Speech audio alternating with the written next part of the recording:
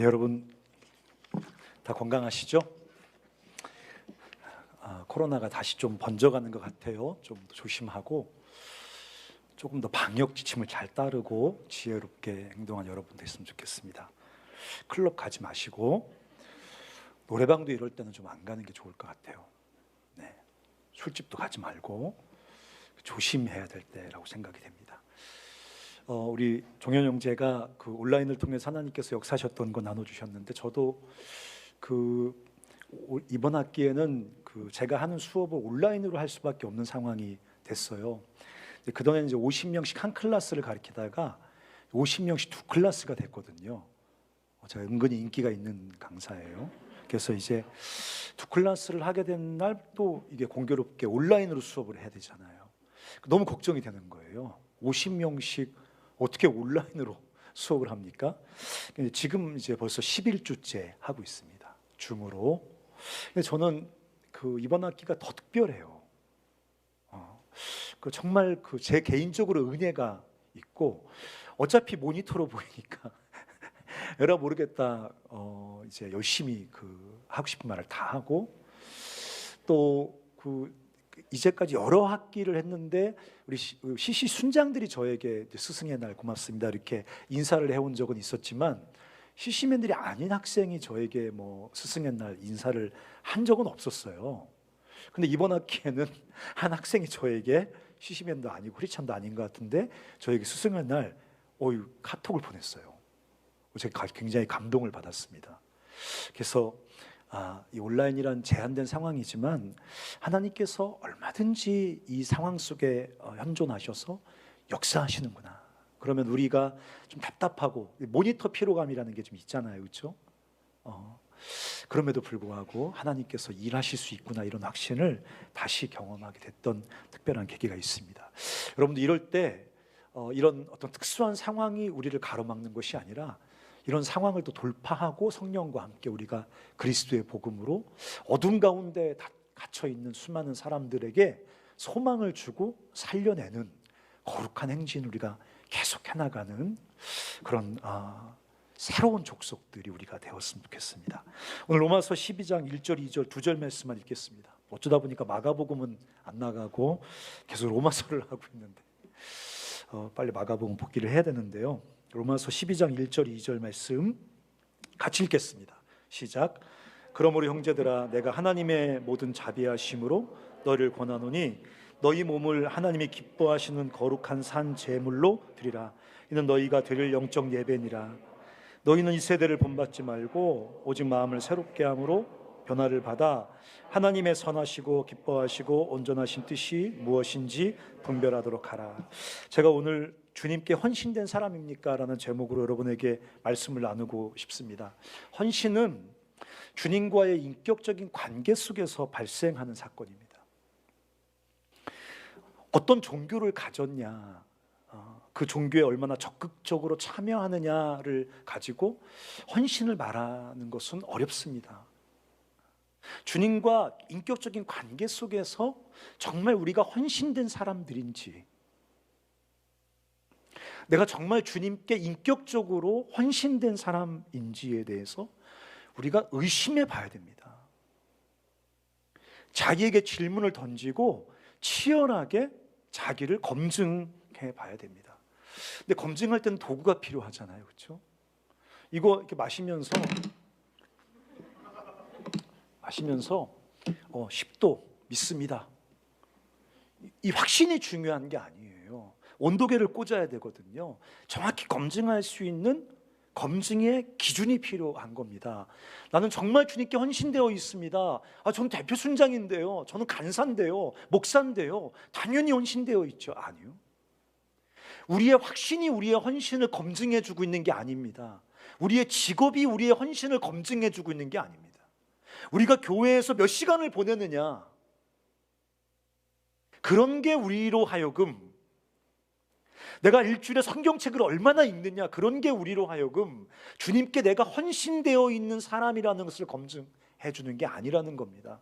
프랑스의 신학자 중엔 예수를 안 믿는 사람이 있습니다. 그 사람은 하루에, 자기가 말했습니다, 하루에 8시간 이상을 신약 성경을 읽는답니다.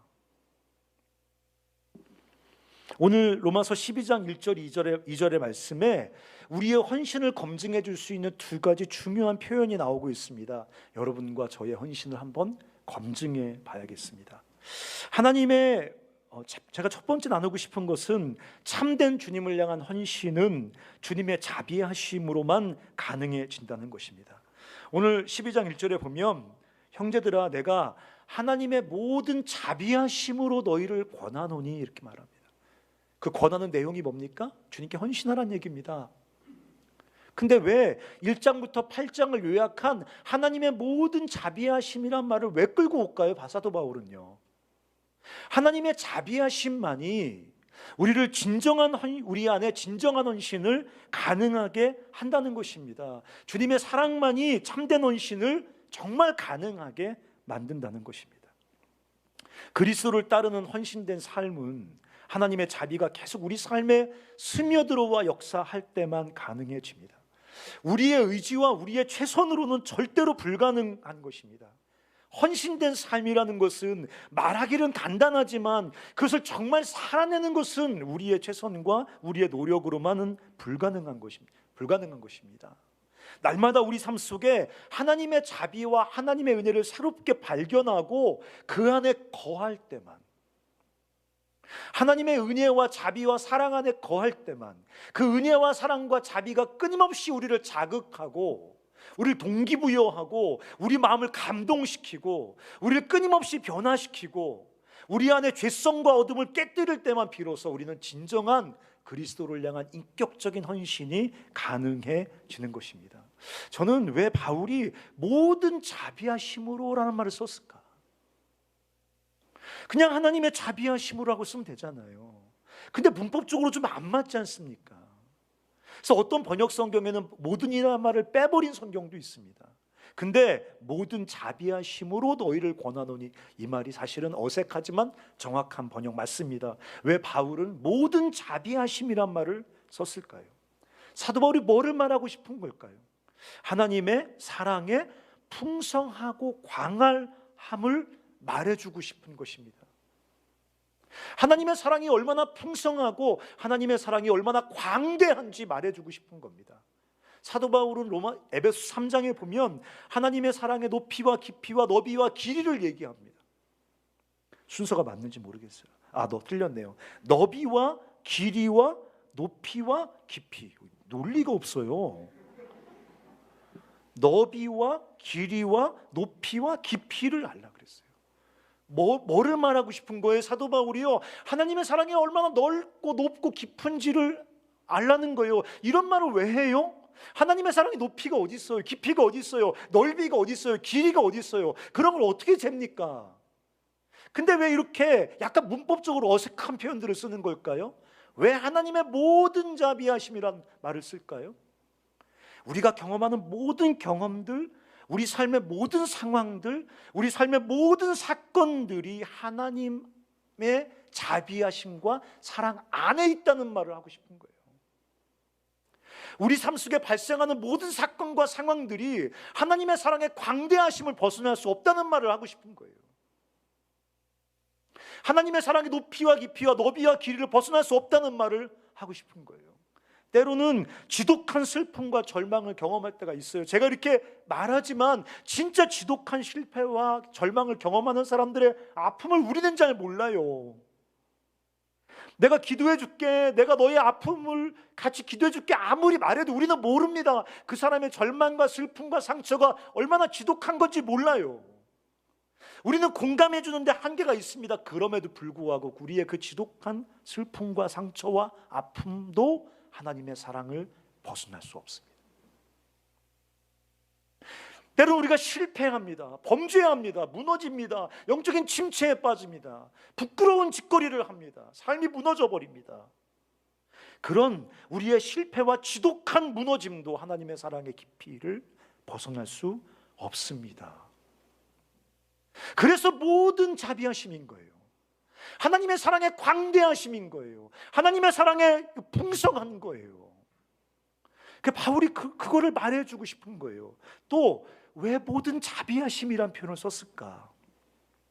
모든 상황 속에 하나님이 자비와 사랑으로 현존한다는 것을 말해주고 싶은 거예요. 여러분, 우리가 때로는 기쁜 일이, 성공적인 일이 우리에게 발생할 수 있습니다. 네, 그때도 하나님이 그 우리의 승리와 우리의 성공에 현존하고 계신 거예요. 하나님께 감사해야 됩니다. 때로는 절대 발생하지 말아야 될 지독한 아픔과 원인을 알 수 없는 너무너무 억울한 일이 우리 삶 가운데 발생할 수 있습니다. 그러나 그것이 왜 일어났는지는 알지 못하지만 하나님이 그 고통스러운 슬픔과 아픔과 상처 속에도 현존하고 계십니다. 그러므로 우리와 함께 고통당하며 우리의 고통 속에 함께 계신 그분과 그 아픔을 통과해내야 됩니다. 우리가 너무너무 부끄러운 실패를 경험할 때가 있습니다. 그 지독한 실패 속에도 하나님은 현존하고 계십니다. 우리와 함께 탄식하고 있습니다. 그러므로 함께 탄식하는 그분과 함께 우리는 그 실패를 통과해내야 됩니다. 모든 상황과 사건 속에 현존하시는, 사랑과 자비로 현존하시는 주님이시기 때문에 사도 바울이 모든 자비하심이란 말을 쓴 것입니다. 그러므로 모든 자비하심으로 사도 바울이 우리에게 권하는, 도전하는 삶이 뭡니까? 참된 헌신에 대해서 바울이 어떻게 얘기하고 있습니까? 1절에 보니까 너희 몸을 하나님이 기뻐하시는 거룩한 산 제물로 주님께 드리려 합니다. 우리는 이 말을 하도 교회에서 들어서 하나도 이상하지 않지만 이 말씀을 처음 들었던 1세기의 그 그리스도인들에게는 이 말처럼 이상한 말이 없습니다. 몸을 드리라니요. 그 당시에 유명한 격언이 있습니다. 라틴어, 그 당시 격언이 아니죠. 그 당시 철학이 흘러들어와서 라틴어로 형성된 격언이 있는데 제가 써왔어요. 뭐디요? 소마 세마 에스틴. 라틴어예요. 소마 세마 에스틴. 유명한 말이에요. 무슨 뜻인지 아십니까? 몸은 영혼의 감옥이란 뜻이에요. 몸은 부정한 거예요. 몸은 오염된 거예요. 몸은 빨리 벗어나야 되는 거예요. 몸에서 벗어나는 것이 구원입니다. 몸에서 벗어나는 게 자유입니다. 근데 그 몸을 드리래요. 그 몸으로 살아가는 땀내나는 일상을 주님께 드리래요. 뭔가 종교적인 영역을 주님께 드려야죠. 뭔가 영적이고 내면적인 영역으로 주님을 섬겨야죠. 근데 바울은 헌신에 대해서 이 종교적이고 내면적인 뭐를 주님께 드리는 게 아니라 그 땀냄새 나는 복잡하고 애매하고 불완전하고 온전하지 않은 네 몸, 그 몸으로 살아가는 너의 일상, 그거를 주님께 드리는 것이다. 그게 하나님이 기뻐하시는 거룩한 산 제사다라고 말합니다. 이건 놀라운 얘기예요. 저는 이 말씀을 읽으면서 여러 번 마음에 충격을 받았어요. 몸, 일상을 송두리째 달라고 하십니다. 여러분, 그럴 수는 있잖아요. 우리가, 그렇죠? 제가 일주일에 하루나 이틀 정도 주님 앞에 종교적으로 헌신할 수 있잖아요. 내 시간의 일부를 떼서 주님 앞에 몰두할 수 있죠, 그렇죠? 내 재정의 일부를 떼서 주님 앞에 헌금할 수 있습니다. 때로 회장으로, 무슨 임원으로, 순장으로, 간사로 뭔가 이렇게 좀 남다르게 종교적으로 특별하게 헌신하고 투신할 수 있습니다. 주님은 뭐라고 말씀하세요? 네 몸으로 살아가는 너의 일상 전부를 달라는 거예요. 그게 너무하시잖아요. 종교면 종교답게 행동해야죠. 종교의 영역이면 종교 영역을 벗어나지 말아야죠. 너무 주제가 넘잖아요. 근데 주님은 종교적으로 나랑 놀자고 하지 않으세요. 너의 무슨 마음, 너의 내면 깊숙한 곳에 무슨 너의 진심, 그런 건 달라고 그러지 않으세요. 너의 몸으로 살아가는 일상 전부, 너는 부정하다고 말하고, 죄로 오염됐다고 말하고, 불완전하다고 말하고, 애매하고 불확실하고, 이 매력 없는 것 투성이인 내 몸으로 살아가는 너의 일상 전부를 하나님께 내놓으라고. 그게 헌신이라는 거예요. 헌신, 네 몸을 하나님께 드리는 것입니다. 불편합니다. 아주 불편해요. 적당한 선에서 서로 예의를 지키면서 그냥 종교의 관계를 맺어갔으면 좋겠는데 주님은 그런 걸 말씀하지 않고 내 몸을 산 제물로 하나님께 드리라고 말합니다. 그렇기 때문에 하나님의 사랑과 자비로 끊임없이 자극을 받고 하나님의 사랑과 자비로 그 내면이 송두리째 흔들린 사람들만이, 그 하나님의 자비와 사랑으로 사로잡힌 사람들만이, 그 하나님의 사랑과 자비와 진짜 충돌해 본 사람들만이 하나님께 이 헌신을 드릴 수가 있는 것입니다. 몸을 하나님이 기뻐하시는 거룩한 산 제물로 드리라. 하도 읽어서 제가 이걸 타이핑을 칠 때 생각하지도 않고 그냥 손가락이 쳐지더라고요. 너희 몸을 하나님이 기뻐하시는 거룩한 산 제물로 드리라. 제가 하나의 사건 칠 때도 자꾸만 손가락이 하나님의 사건이라고 쳐요. 하도 설교를 타이핑 치다 보니까 하나의 사건을 쳐야 되는데 두두둑 치면 하나님의 사건이 된다. 여기 너희의 몸을 하나님이 기뻐하시는 거룩한 산 제물로 드리라. 이게 쉽습니까? 여러분, 이해하기 쉬워요. 저는 이런 말이 너무 이해하기가 힘듭니다. 그러면서 뭐라 그래요? 이것이 너희가 드릴 영적 예배니라. 이렇게 하면 꼭 영적 예배라니까 무슨 신령하고 무슨 뭐 이런 게 아니라 정확히 해석하면 진짜 예배라는 거예요. 너희 몸을 하나님이 기뻐하시는 거룩한 산 제물로 드리는 게 진짜 리얼 서비스. 우리 모여가지고 은혜 받고 막 이래야지 리얼 서비스 같은데, 너희 몸을 하나님이 기뻐하시는 거룩한 산 제물로 하나님께 드리는 게 하나님을 향한 리얼 서비스라고 말합니다. 그럼 여러분 한번 생각해 봐요. 좀 고민해 보자고요. 하나님이 기뻐하시는 거룩한 산 제물로 몸을 드리는 게 뭡니까? 종현아, 뭐겠니? 아베마스크에서 아베마스크 또 벗었어 지금?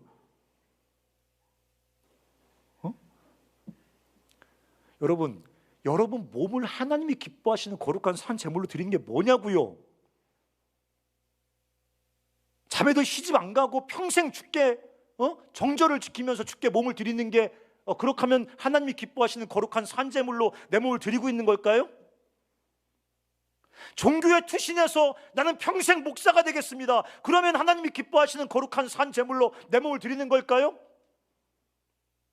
나는 교회를 떠나지 않고 제단을 떠나지 않고 하나님의 그 제단 밑에서 40일 동안 밤낮 쉬지 않고 금식하며 기도하겠습니다. 그러면 하나님이 기뻐하시는 거룩한 산제물로 우리 몸을 주께 드리는 걸까요? 정말 하나님이 기뻐하시는 거룩한 산제물로 우리 몸을 드린다는 게 진짜 뭐를 의미하는 겁니까 진짜? 그리고 우리는 그렇게 살고 있습니까 정말? 2절에서 바울이 그게 뭔지를 구체적으로 설명하기 시작합니다. 같이 한번 읽어볼까? 2절이요. 자, 시작.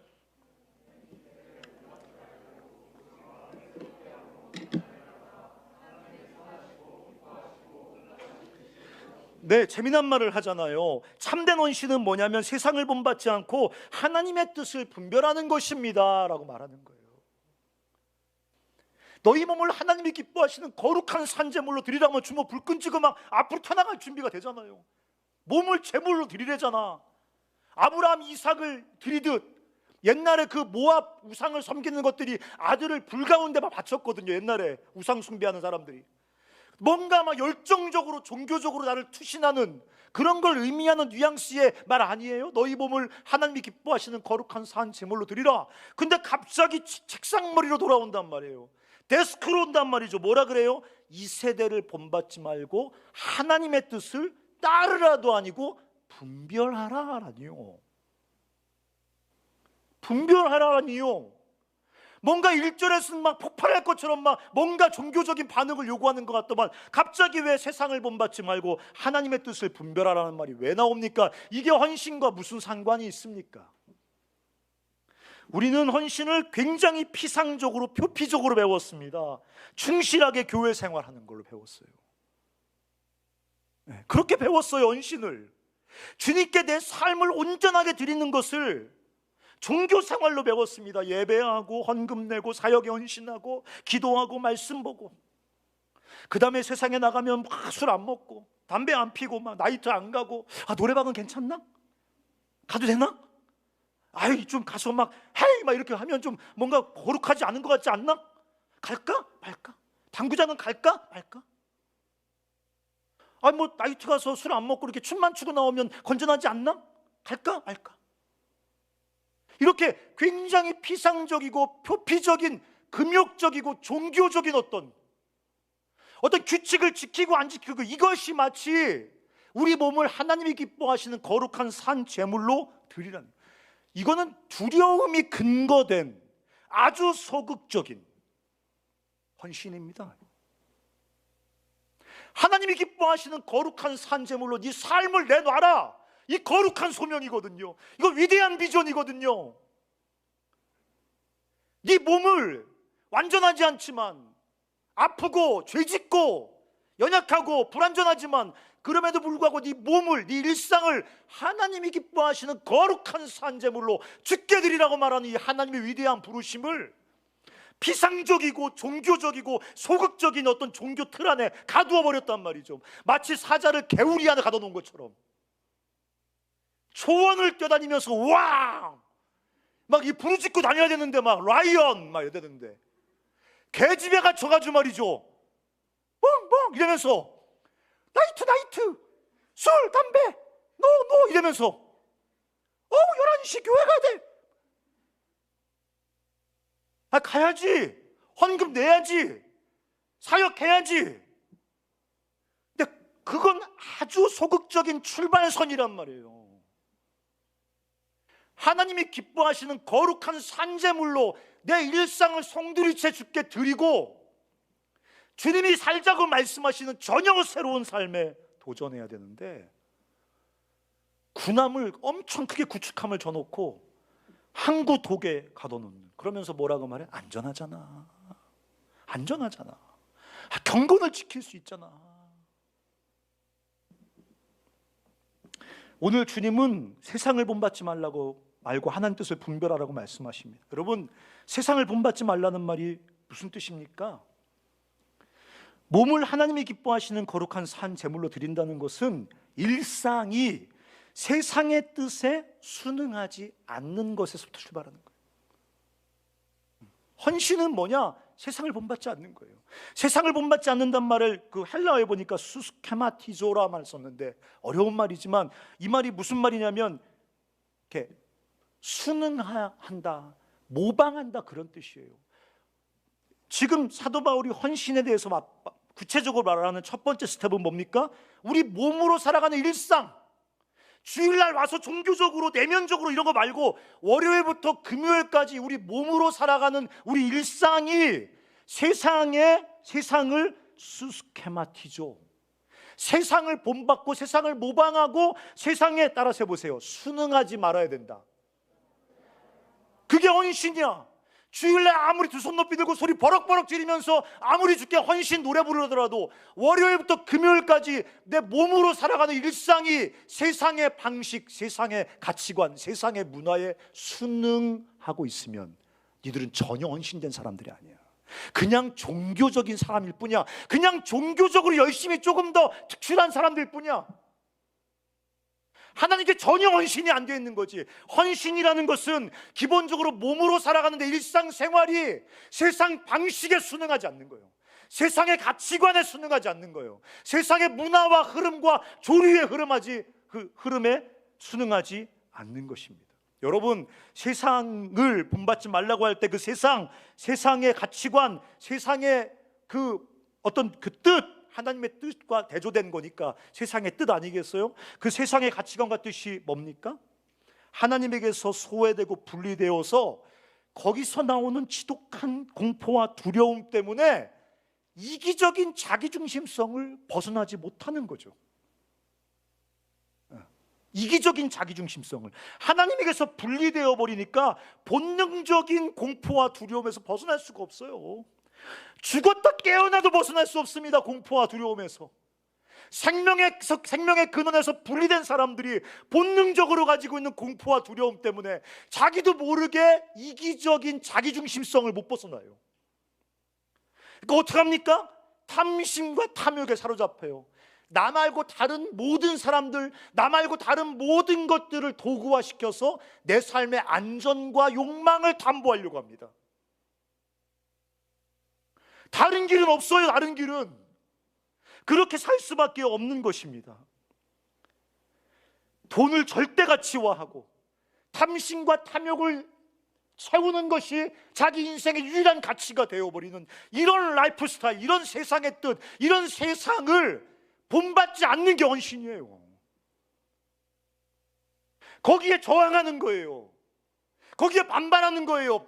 그렇게 살고 있지 않나 의심해 보는 거예요, 자기를. 굉장히 종교적이지만 막상 내 몸으로 살아가는 일상은 결국 세상에 순응하고 있지 않은지 자기를 의심해 보는 겁니다. 저항해 보는 겁니다. 순응하지 않는 겁니다. 거기서부터 진짜 헌신은 시작되는 것입니다. 그러면서 말해요. 하나님의 뜻을 분별하라. 분별하라. 하나님의 뜻을 분별하라. 그런 거 목사님, 간사님이 해주시는 거 아니에요? 목사님, 간사님이 하나님 뜻을 분별해서 우리에게 알려주면 우리는 그냥 아멘하고 따라가는 거 아닙니까? 주님이 주시는 위대한 자유와 거룩한 지혜를 다 포기하고 종교적인 단세포로 전락이 돼버렸어요. 하나님 뜻을 분별하라는 이 위대한 도전, 여러분 이거 놀랍지 않습니까? 주님이 우리에게 말씀하시는 거, 얘들아 세상에 순응하지 말고 세상의 흐름이 강력하지만 대세지만 보편적이지만 거기에 순응하지 마. 그리고 그 세상의 흐름 한복판에 우뚝 서가지고 세상을 끊임없이 의심하며 하나님의 뜻을 분별하라. 이거 분별하라. 목사님께 물어봐라, 간사님께 물어봐라, 그런 말이 어디 나와? 어디? 목사님께 순종하고 간사님께 순종하면 다 세상을 거절하고 주의 뜻을 분별하는 것이다. 어디 그런 말이 나오냐고. 너희들 스스로 하나님 뜻을 분별하라. 하나님이 주시는 거룩한 자유와 거룩한 지혜가 있단 말이에요.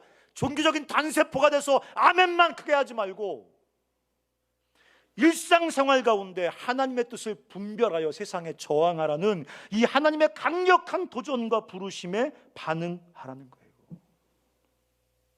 세상의 가치와 목적과 그 강력한 흐름 속에서 하나님의 뜻이 무엇인지 치열하게 고민하고 학습하고 찾아보고, 여기 지금 하나님 뜻을 분별하라는 것에 헬라어는 도키마조야. 외워야 됩니까? 이딴 걸 왜 외워? 이런 거야말로 목사가 가르쳐주는 거야. 도키마조. 한국말도 어려운데 영어도 하기가 어려운데 헬라어를 뭐하러 외워 니들이? 그냥 목사가 아는 척하는 거냐. 들어. 그냥 도키마조란 말. 도키마조. 이거 무슨 뜻이냐면 엄청 열심히 공부할 때 쓰는 말이야.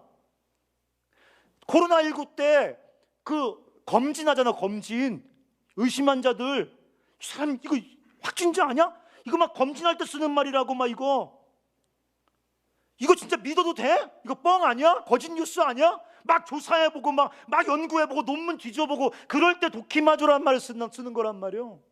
그냥 성경책 쓱 보고 할렐루야 아멘. 그건 도키마조가 아니야. 도키마조는 세상의 한복판에 서가지고 세상의 조류가 막 나를 이렇게 막 뒤로 넘어 이렇게 밀어가고 모든 사람이 그 넓은 길로 막 죽음의 길로 그냥 떠나갈 때 우뚝 서가지고 하나님 뜻이 뭐지? 이거 맞아 이거? 이게 진짜 하나님의 가치라고 말씀하시는 거 맞아? 이게 진짜 하나님 목적 맞아? 내가 오늘 결정한 인게 진짜 하나님 가치 맞아? 눈 똑바로 뜨고 머리 팽팽 돌려가면서 하나님의 뜻을 찾기 위해 몸부림을 치는 것, 그게 헌신의 본질이라는 거예요. 무턱대고 아무 생각 없이 아멘 할렐루야 하면서 왔다 갔다 하는 게 헌신이 아니라 세상의 조류에 휩쓸리지 않고 우뚝 서서 주의 뜻이 뭐냐? 누구나 다 당연하게 생각하는데 이거 맞냐? 진짜 돈이 우리를 참된 만족과 행복에 이르게 하냐? 이렇게 사는 게, 이 직업이, 이 선택이 진짜 하나님의 선하시고 온전하시고 기뻐하시는 뜻이냐를 치열하게 고민하면서 검증하면서 의심하면서 찾아보는 것. 피곤하지만 이게 헌신의 본질입니다. 치열한 싸움, 저항, 노력, 멈춤.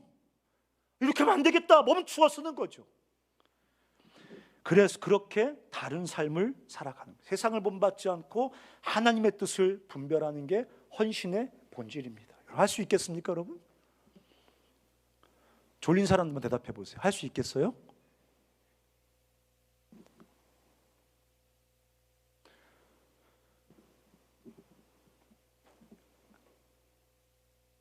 정신을 바싹 차려야 됩니다. 세상에 순응하지 않고 휩쓸리지 않고 하나님 뜻을 분별하기 위해서 순간순간 정신을 바싹바싹 차려야 된다는 거죠. 이게 진짜 헌신이죠. 이걸 치열하게 해내야 된다는 것입니다. 근데 바울이 중간에 이런 말을 끼워 넣었어요. 오직 마음을 새롭게 함으로 변화를 받아. 이게 꼭 필요한가 봐요. 세상을 본받지 않고 하나님 뜻을 분별하여 그 뜻에 순응하는 게 중요한데, 바울은 그 전제 조건으로 마음을 새롭게 함으로 변화를 받아낸다고 말해요. 이런 말을 왜 했을까요? 우리 마음은 이미 지독한 중독 상태예요. 따라서 해보세요. 나는 중독자. 자매한테 난 너에게 중독됐어. 뭐 이런 건 좋은 중독이지, 그렇지? 네. 근데 그 중독 금방 깬다. 금방 깨. 성경은 뭐라고 말하냐면, 이미 우리 마음이, 왜 마음이 새롭게 되어 변화를 받아야 되냐면, 우리 마음이 마치 알코올 중독 걸린 사람인 것처럼, 마약 중독 걸린 사람인 것처럼 무조건 반사처럼 이렇게 세상에 순응하게 돼 있다는 거예요. 이 땅을 살아가는 모든 사람들이 세상의 가치관과 세상의 목적과 세상의 방식에 대해서 한 번도 의심하지 않고 저항하지 않고 따라가는 거 왜 그렇습니까? 이미 마음이 완전히 왜곡되어 있거든요. 마치 중독된 사람인 것처럼 저항할 수 없을 만큼 그냥 무조건 반사처럼 세상의 어떤 유혹과 세상의 가치들에 휘둘리게 돼 있다는 거예요. 우리도 마찬가지라는 거예요. 여기 앉아있는 사랑하는 형제자매 여러분, 여기 번듯이 앉아있지만, 뭐 나도 목사라고 간사라고 순장이라고 앉아있지만, 우리 마음이 마약 중독, 알코올 중독 걸린 사람들 것처럼 이렇게 병들어 있다는 거예요. 왜곡되어 있다는 거예요. 세상에 중독되어 있다는 거예요. 간사님은 그럴지 몰라도 웃기는 소리 하지 마. 레드윙 중독이라고 우습게 보여? 레드윙 중독은 먹고 속만 쓰리면 돼. 진짜 지독한 죽음에 이르게 하는 중독이 뭔지 알아? 세상 중독, 돈 중독, 쾌락 중독, 세상 가치에 한 번도 의심하지 않고 아주 무조건 반사처럼, 개가 종치면 침 흘리는 것처럼 세상에 중독되어 찌들어서 마음이 완전히 삐뚤어져 있어서, 바울이 뭐라 그래? 마음을 새롭게 함으로 변화를 받는 과정이 반드시 필요하다는 거예요. 반드시. 여러분, 우리 시대 소비 중독, 화폐 중독, 돈 중독, 이기주의, 개인주의 중독, 우리 다 그 환자 아닙니까? 근데 주님이 지금 어떻게 그 왜곡되고 중독되어 이렇게 삐뚤어진 우리 마음을 어떻게 새롭게 한다고 성경은 말하고 있습니까? 지금 이 2절 짧은 구절 안 나오지만 성경 전체에 보면 성령과 복음으로 우리 마음이 재형성돼. 따라서 해보세요. 성령과 복음으로 우리 마음이 재형성되어야 된다. 여기 마음을 새롭게 함으로 변화를 받아, 이거 트랜스포메이션 이렇게 써놨거든요. 트랜스포메이션, 이게 새롭게 형성된다는 뜻이니까, 재형성된다는 뜻이니까. 보세요, 우리 마음이 이게 감정이 아니에요. 마음은 생각에 가까운 단어예요. 지성, 가치관과 사고방식을 결정하는 지성의 장소를 말하는 겁니다. 이 마인드라는 것은. 이게 트랜스포메이션 돼야 돼요. 재형성돼야 돼요. 새롭게 형성돼야 돼요. 뭘로? 성령과 복음으로. 다 끝났어 이제. 복음이 선포되어질 때 여러분 마음이 트랜스포메이션 돼야 됩니다. 아멘. 할렐루야. 오늘 간사님 또 열심히 하시네. 한번 생각해 봐야겠다. 뭘 생각해 봐, 뭐를. 복음이 선포될 때 그 복음이 선포되는 그 자리에서 사고의 트랜스포메이션이 일어나야 돼. 집에 가서 묵상해 봐야겠다. 집에 가서 레드윙이나 먹어. 뭘 집에 가서 묵상해? 집에 가서 묵상한 적이 있어? 천천히 생각해 봐야겠다. 그건 안 하겠다는 거야. 불편하니까 미루고 싶은 거거든. 어떤 유명한 신학자가 그랬어. 복음이 선포되어질 때 거룩한 소요가 일어난다. 거룩한 소요. 소요가 뭐야? 소돔. 참 복음이 선포되어지면 우리 사고 속에 거룩한 소요가 일어난다. 왜? 지금까지 견고하게 자연스럽게 붙잡고 살아가던 내 사고를 막 두드리거든, 복음이. 그렇게 살면 안 돼, 이 등신아! 이렇게 말하거든, 막. 복음이 선포되어질 때 그 복음을 붙잡고 사고의 트랜스포메이션이 일어나야 돼. 왜? 복음이 선포되어질 때 성령이 역사하시거든. 성령은 니들의 가슴을 뜨겁게 해서 울게 하는 영이 아니라 눈물의 씨앗이 아니야. 성령님은, 성령은 니들이 복음을 들으면서 사고를, 가치관을 트랜스포메이션 하려고 할 때 성령께서 도와주신다고. 성령께서 역사하신다고. 니들의 그 세상에 순응하는 그 사고의 습관의 뿌리를 뽑는다고. 그리고 복음이 니들의 사고에 새로운 뿌리가 되도록 니들의 사고 방식을 뒤흔들기 시작한다고. 그러니까 지금 복음이 선포되어지고 성령이 현존하여 역사하는 이 예배의, 공동체의 예배의 자리에서 하나님의 가치관으로, 하나님의 제시하는 삶의 목적으로 우리의 사고방식이, 우리의 가치관이 트랜스포메이션 일어나야 됩니다. 아멘. 윌리엄 윌버포스라는 영국 사람이 25살에 부드럽게 회심했습니다. 오늘 종현이 부드럽잖아요. 네. 20몇 년 전에 충북대 연순장은 엄청 시끄러웠습니다. 저였죠. 네. 우리 총순장 엄청 부드럽잖아요. 샬롬? 뭐 이러면서. 제가 목사인지 내가 목사인지 잘 모르겠어요. 윌리엄 윌버포스가 25살 때 부드럽게 회심했어요. 아무도 모르게 예수를 진지하게 인격적으로 만났어요.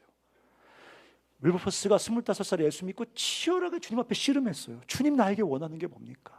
내 삶은 무엇을 위해 살아야 됩니까? 내가 예수를 믿고 하나님의 은혜와 사랑을 온몸으로 부딪혀 알았는데 그럼 내 삶은 어떻게 달라져야 됩니까? 내 가치관과 목적은 어떻게 달라져야 됩니까? 그렇게 치열하게 밤마다 씨름했어요. 주님이 두 가지를 말씀하셨어요.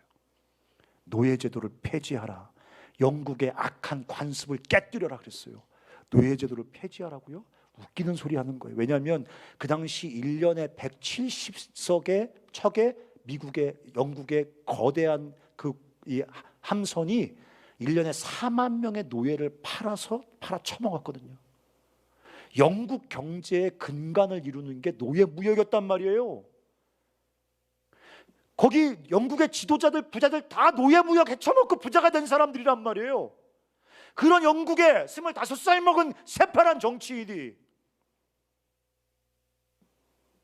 노예 무역이 잘못됐어라고 세상에 순응하지 않고 하나님의 뜻을 치열하게 분별한 것도 놀랍지만 매일매일 성령과 복음으로 새롭게 되어서 20년 동안 싸웠어요.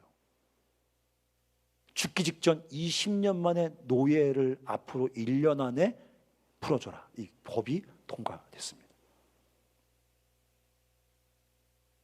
헌신은 그런 거예요. 종교적으로 펌핑해서 혼자 뜨거워지는 게 헌신이 아니라 세상에 순응하지 않고 하나님 뜻을 분별하여 하나님 뜻에 치열하게 순종해 내는 것. 두려움과 공포와 싸워가면서 간사님 전 그런 거 없어요. 니들이 왜 주의 뜻을 순종하지 않는데? 왜? 두려움과 공포 때문이거든. 예수 그리스도를 신실하고 치열하게 그 뜻을 분별하여 쫓으면 그분의 자비하심이 내 삶을 책임지지 못할 거라는 그 두려움과 공포가 내 의식의 밑바닥에 있기 때문에 진정한 헌신에 접근하지 못한 채 그냥 종교적으로 피상적인 그냥 그 바퀴를 돌리는 거거든. 하나님의 자비하심에 권함을 입어서 진짜 두려움과 공포가 깨지면 진짜 하나님의 뜻을 순종하여 하나님 기뻐하시는 거룩한 삶으로, 거룩한 산 제사로 내 삶을 드리는 위대한 전진이 시작이 된단 말이죠. 사랑하는 형제자매 여러분, 주님과 함께 새로운 춤을 추시기를 주의 이름으로 축원합니다. 로마서 8장의 영으로서 몸의 행실을 죽이는 것보다 더 중요한 것은 성령과 함께 복음으로 우리의 세상화되어 있는 견고한 사고방식을 깨뜨리고 주님의 뜻을 치열하게 찾고 그 뜻을 따라 삶을 살아가는 것이며 새로운 하나님의 뜻이라는 새로운 리듬에 맞춰서 새로운 춤을 추는 것. 그런 삶을 살아가는 우리 청주 CCC의 코저널스들이 다 되시기를 주의 이름으로 축원합니다. 한번 일어나 보실래요? 같이 노래로 주님 앞에 한번, 주와 같이 길 가는 것 제가 라틴풍으로 해달라 그랬거든요. 리키 마틴 풍으로 해달라 그랬어요. 제가 그래서 주와 같이 길 가는 것 즐거운 일 아닌가.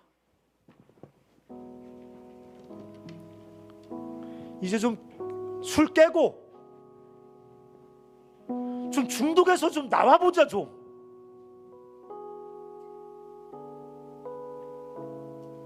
세상을 한번 의심해보자고. 한번 돈을 한번 의심해보자. 돈을 한번, 세상이 보장해주는 그 스테빌러티, 안전함, 그거 한번 의심해보자. 그거 한번. 그리고 주의 뜻을 분별해보자. 그 주의 뜻을 따라서 세상과 전혀 다른 춤을 한번 춰보자. 세상에 어떤 거룩한 소동이 일어나는지 한번 같이 찬양하면서 주님 앞에 한번 우리 고백했으면 좋겠습니다.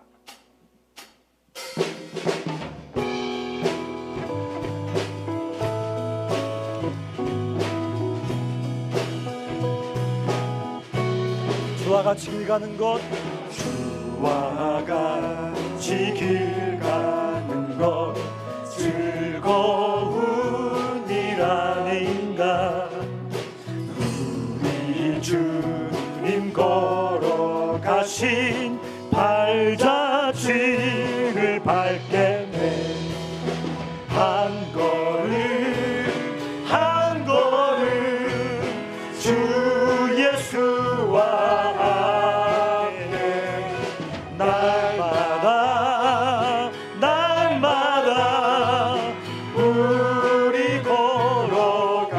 어린아이 같은 우리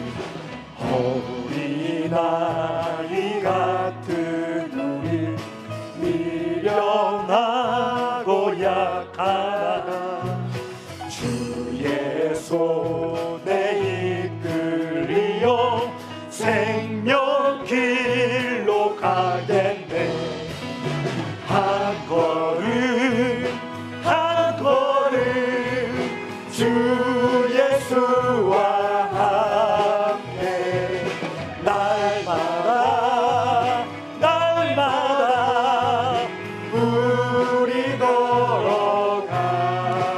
피는 들판이나 꽃이 피는 들판이나 험한 골짜기라도 주가 인도하는 대로 주와 같이 가겠네. 정말이세요? 한 걸음 한 걸음 주 예수와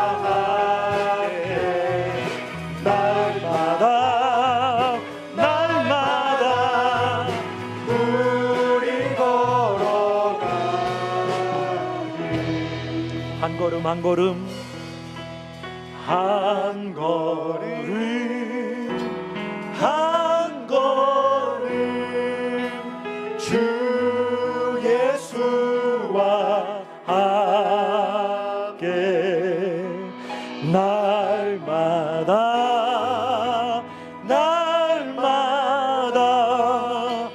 우리 걸어가. 다시 한번요.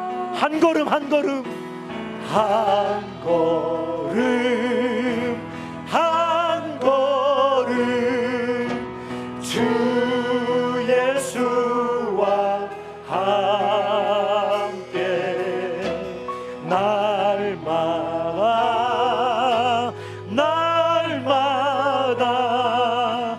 우리 걸어가리. 같이 한번 기도했으면 좋겠습니다. 한 걸음 한 걸음 그렇게 살다가 죽죠. 세상에 뒤떨어져서.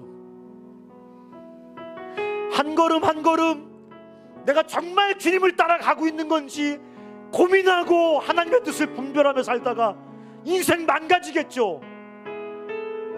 그렇게 느려 터져서 어떻게 먹고 삽니까? 그래도 주님 나는 한 걸음 한 걸음 세상을 본받지 않고 주님의 뜻을 분별하여 주를 따라갈 겁니다. 주님,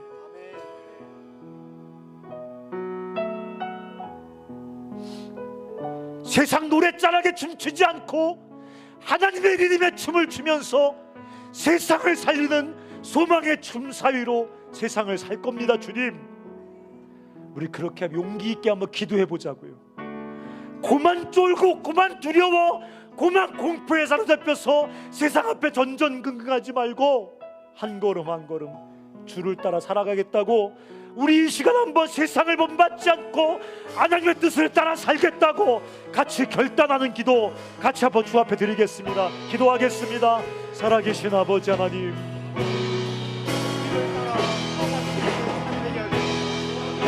하나님 아버지, 하나님 아버지 도와주시옵소서. 우리가 다 세상에 중독되어 있습니다. 마음이 중독되고 왜곡되어서 이렇게 살아가야 한다고 하는 겁니다. 나도 모르게 아버지 무조건 만사처럼 세상의 가치를 따라 살아갑니다. 세상의 가치 앞에 두려워합니다. 세상의 가치 앞에 공포스러워합니다. 하나님의 자비 계심을 너희를 권하노니 너희 몸을 하나님께 바치라고 말씀하여 주셨습니다. 예수 그리스도 따라서 그렇게 살기가 넘어졌습니다.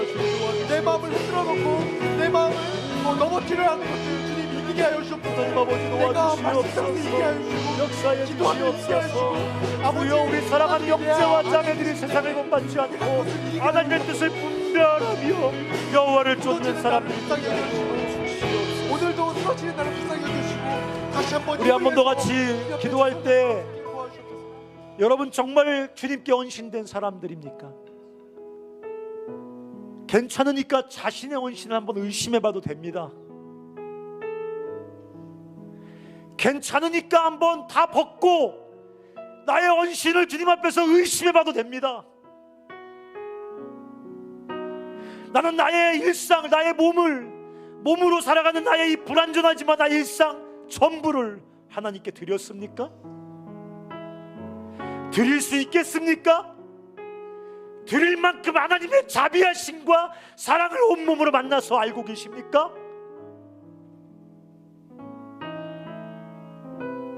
내 몸과 일상을 주님께 다 드리고 오직 주의 뜻이 무엇인가 치열하게 고민하면서 한 걸음 한 걸음 살고 있습니까? 우리가 한 번 더 기도할 때 주님 나 좀 살려주십시오. 그렇게 살게 해주십시오. 종교놀이 그만하게 도와주시고 진짜 우리 몸을 주님이 기뻐하시는 거룩한 산 제물로 드리고 주의 뜻을 쫓아 살아가는 그런 믿음의 족속들 되게 하여 주시옵소서라고 우리 한 번 더 같이 기도하겠습니다. 살아계신 아버지 하나님이여, 우리 형제와 자매들이 종교놀이 그만하게 하여 주시옵소서. 아버지가 보시기에 착각을 지나게 하시옵소서. 하나님 아버지, 우리를 도와주시옵소서. 우리를 살려주시옵소서. 우리를 깨워주시옵소서. 소리 앞에서 그냥 다르게 종교적인 색채를 띠고 있는 거 말고 하나님 아버지, 참으로 주께서 역사하사 우리와 하여금 진실하게 우리 몸과 우리 일상을 살아가려고 내가 선택하고 세상을 본받지 않고 아버지의 뜻을 본받다 실망하게 하옵소서. 우리 삶을 주께 드려 그렇게 하는 뜻을 살아가는 반대로 살아가게 하나님의 예수 그리스도의 말씀 따라서 예수님처럼 살아가게 해주시고 축복하여 주시옵소서. 제자들처럼 이 시간 성령께서 트랜스포메이션하게 하여 주시옵소서. 사도와 같이 이 시간 변화되게 하여 주시옵소서. 깨어져나가게 하여 주시옵소서. 아니라고 말할 수 있게 도와주셔서 주님의 말씀이 옳다고 여기며 제가 여러분 기도하겠습니다. 하나님, 여러분들 가슴에 손을 얹고 제가 한번 여러분 기도해 드리겠습니다. 하나님이여, 이 두려움과 이 공포에서 벗어나질 못하겠습니다. 오직 하나님의 사랑이, 하나님의 자비하심이, 하나님의 모든 자비가 내 이 두려움과 공포를 뚫고 들어와 내 이 깊이 왜곡되고 중독되어 버린 내 이 세속적인 사고방식을 깨뜨려 주지 않으시면 나는 소망 없이 세상에 끌려가는 죽은 인생이 될 것입니다. 주님, 내 마음에 들어오셔서 그 모든 자비하심으로 내 두려움과 공포를 깨뜨려 주시옵소서라고 그런 마음으로 가슴에 손을 얹으십시오. 제가 이 시간 기도하겠습니다. 하나님 아버지, 우리의 예배 중에 주님이 현존하고 계신 것을 저는 압니다. 성령 이곳에 계신 것을 압니다. 역사하고 계신 것을 압니다. 이 시간 하나님의 말씀이 복음이 선포되어졌습니다. 성령님이여 이 말씀으로 이 복음으로 우리 사랑하는 형제와 자매들 우리 모두의 생각을 깨뜨려 주시옵소서. 우리 의식 밑바닥에 뿌리를 내리고 있는 견고한 두려움과 공포를 깨뜨려 주시옵소서. 마치 중독된 것처럼 세상이 주는 그 공포와 두려움에 반응하는 우리의 이 왜곡된 사고의 뿌리를 뿌리 뽑아 주시옵소서. 하나님의 모든 자비하심으로 우리를 사로잡아 주시옵소서. 하나님의 모든 자비하심으로 우리의 사고를 뒤흔들어 주시옵소서. 아버지 하나님, 세상을 의심하고 저항하며 하나님의 뜻을 따라 우리 몸을, 일상을 송두리째 주께 드리는 그 위대한 모험을 주님과 함께 살아낼 수 있도록 주여 우리를 축복하시고 우리를 불쌍히 여겨 주시옵소서. 아버지 하나님이여, 세상이 코로나19만 아니라 앞으로도 점점 더 절망의 잠에 깊이 빠져들 텐데 여기 모여있는 이 젊은 영혼들이 하나님과 함께 새로운 생명과 소망의 춤을 추며 세상을 깨우는 위대한 코저널스들, 진짜 복음의 능력의 통로들 다 되게 하여 주시옵소서. 우리의 삶을 주께 송두리째 드리게 하여 주시옵소서. 가짜 헌신과 가짜 종교놀이는 깨지게 하여 주시옵소서. 감사합니다. 예수님의 이름으로 기도합니다. 아멘.